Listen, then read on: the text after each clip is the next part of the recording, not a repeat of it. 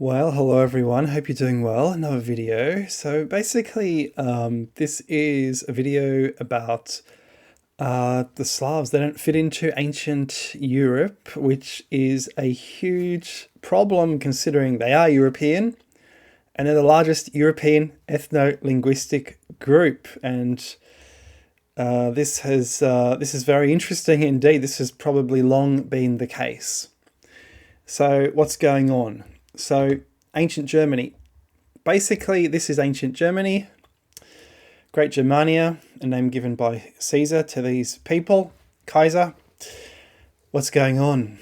And we've almost established that in previous videos that the Rhine River was a border between the German speakers and the Suev Germans, these Suevi Germans, whoever these Suevi Germans were. And we've established that the Suevi Germans, the Suevi, is the same word as the Slav. It's an identical pronunciation in the Slav language. You actually pronounce that as Suevi. So for centuries, the German historians have been saying the Suevi are a German tribe, but the Slavs are not a German tribe. Well, you can't have it both ways. It's the same word, and these are almost the same people. You look at something like Cheruski, and you think, well, hang on a sec, is this really a German word? Is this really a German name? And I was making lots of suggestions. Are the Russians from the Cheruski or the Rushi or the Czechs from the Chati? Here we have a German name. The marching men, the men of the march, the men of the marshes, the men of who have conquered this area.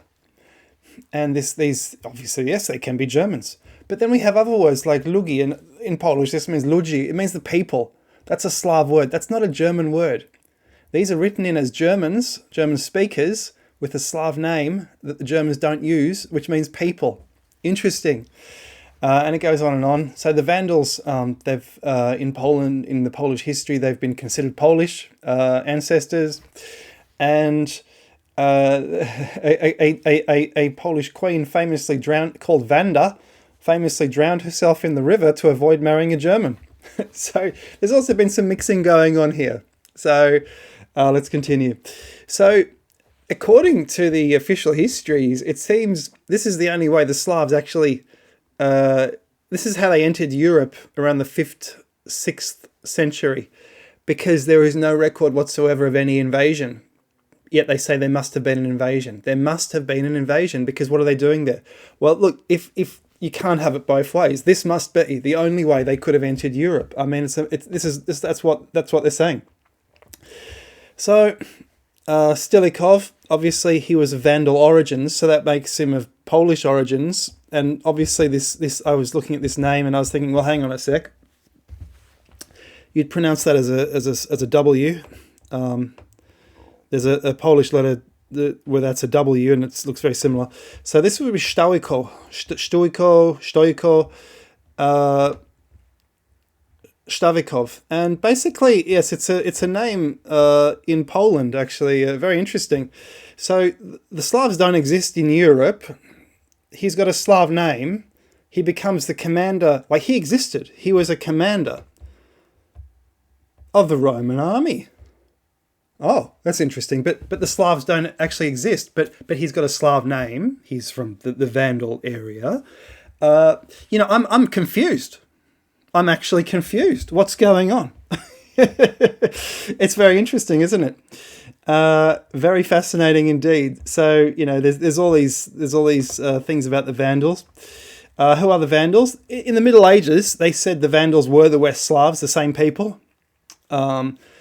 So the history of the past in the Middle Ages is different to the history today, which is taught today that these are all in Germania, therefore they must speak German. And there are recent TV shows of the Romans going into Germany, and the Germans are speaking German. But is that actually the case? Where were they speaking German? Where were they speaking other languages? You see what I mean? You can't eradicate entire populations and then reintroduce them again. That doesn't make any sense. Fascinating. So Stilicho, he was he was a very interesting person, basically half Roman, and he was fighting all around the empire continuously in Gaul against Ulrich. Just continuous warfare against the Picts. Very fascinating. It went badly against Ulrich in Italy. Look, a Gothic tribe north of the Danube. The bloke's name is Radagaisus. This is like Radan, which is obviously a Serb name. That's not really a German name. Again, this keeps happening. You see what I mean? This keeps happening. Where does the word slave come from? Obviously, it comes from the Slavs. And the word servant also comes from the Slavs, because a servant is pronounced as a serva, which was the earlier Roman word for slaves. A serva, which is a suevi. A suevi is a serva. Fascinating. So they must have been capturing these people even in Roman times and turning them into servants. Fascinating. So there we go. Eventually downfall, assassination, etc., etc. Execution, actually, in this case. So there we go. Another bit of twisted history for you. Cheers.